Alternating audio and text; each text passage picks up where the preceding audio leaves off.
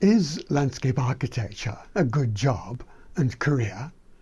Yes, it's very good. The attractions are: it's a creative design profession.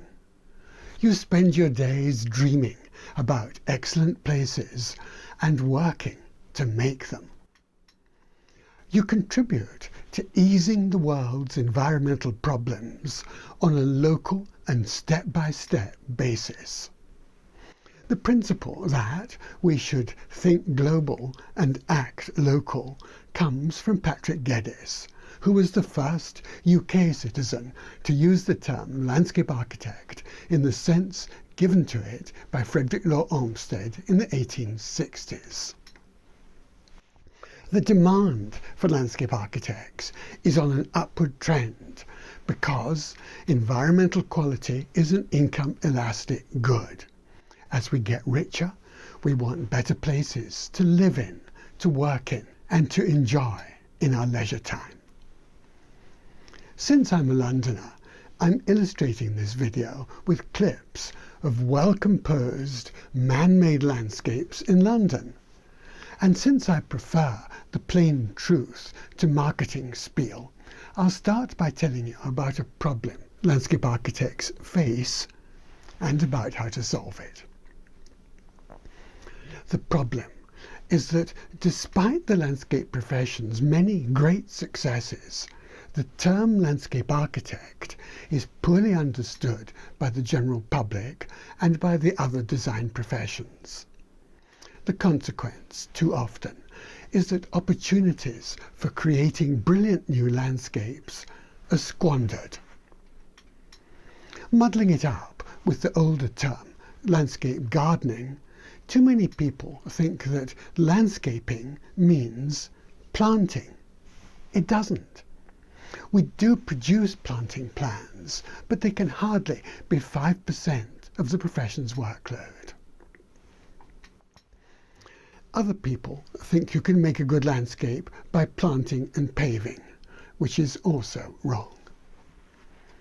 The solution to the landscape comprehension problem is, of course, for the profession to do a good job of explaining the art of landscape architecture, its history, theory, aims and objectives. So the rest of this video is a short summary of the story the profession should, in my view, be telling the world. There's more about each of the 10 points I'm going to make in the videos listed in the Q&A section of the landscapearchitecture.org.uk website. 1. Landscape architecture can be defined as the art of planning, designing and making good outdoor space. 2. This art began over 30,000 years ago, which makes it about 3 times as old as building architecture. The first illustration in Sir Geoffrey Jellicoe's excellent book on the landscape of man is of a hunting landscape, drawn in the Lascaux cave about 17,000 years ago. 3. Fundamentally, landscape architects are engaged with the composition of landform, water and planting with buildings and pavings. These are the 5 primary compositional elements. And we do this for residential, educational, industrial, transport, leisure and other land uses. 4. As an organised profession, landscape architecture in Britain and in most countries grew from 2 famous projects by Frederick Law Olmsted: Central Park in New York City and the Emerald Necklace in Boston. It's an urban design for parks connected by greenways. 5. Landscape architects use the word landscape in a specialized sense. It relates to Plato's theory of forms and means, for us, a good place. That is, a place with good looks, good functions and good construction.